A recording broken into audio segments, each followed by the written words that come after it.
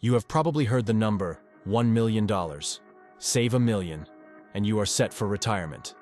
But what if that number has almost nothing to do with your actual life? What if the real number is completely different? Today, we are going to find out what you actually need.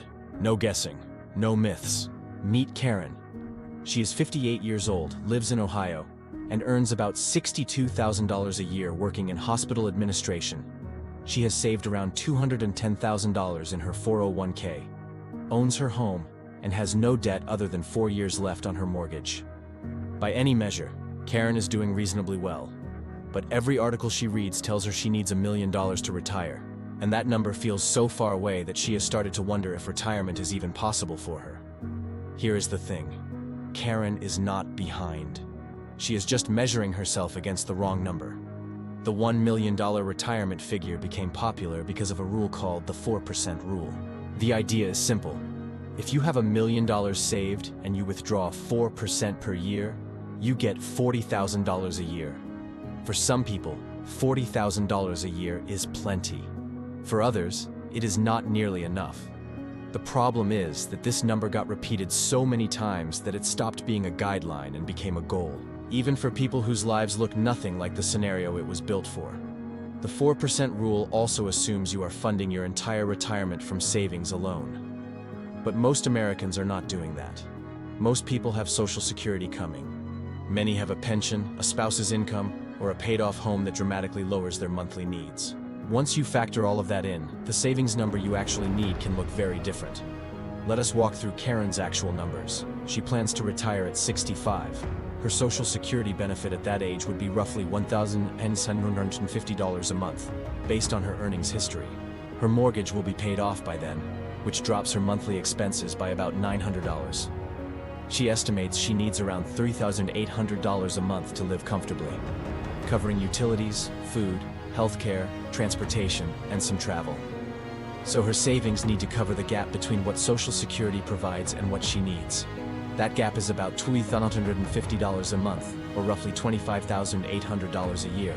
Using the 4% rule, that means she needs approximately $645,000 in savings, not $1 million. That is still a real number, and she has more saving to do. But it is a target she can actually plan toward, rather than a mythological figure. Now let us look at what happens if Karen works one extra year and delays Social Security to 66 or 67. Her monthly benefit goes up by roughly 6 to 8% for each year she waits. If she delays to 67, her benefit might climb to around $1,900 a month.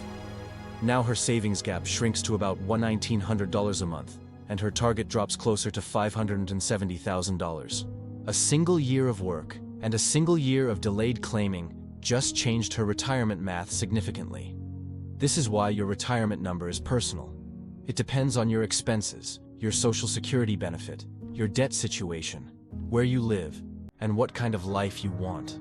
A retiree in rural Tennessee who owns their home outright and lives simply might genuinely be fine on $500,000. A retiree in a high-cost city with significant healthcare needs might need $1.2 million.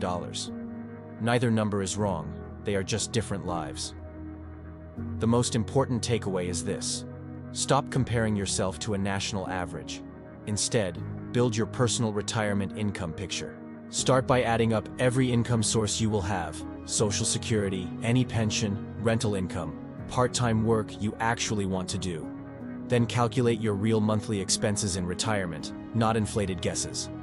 The gap between those two numbers is what your savings actually need to cover. The second takeaway is that delaying Social Security, even by 1 or 2 years, is one of the most powerful levers you have. It does not require any extra savings.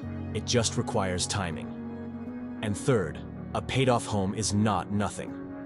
It is a monthly expense you no longer carry. For many middle-income retirees, owning their home outright does more for their financial security than an extra $100,000 in savings. Retirement planning does not have to feel like climbing a mountain in the dark. When you use your real numbers, your income, your expenses, your timeline, the path tends to get a lot clearer. Karen is not behind. She is just getting started with the right map. If Social Security timing is something you have been curious about, the next video breaks down the real math on claiming at 62 versus 67 versus 70. The numbers might surprise you.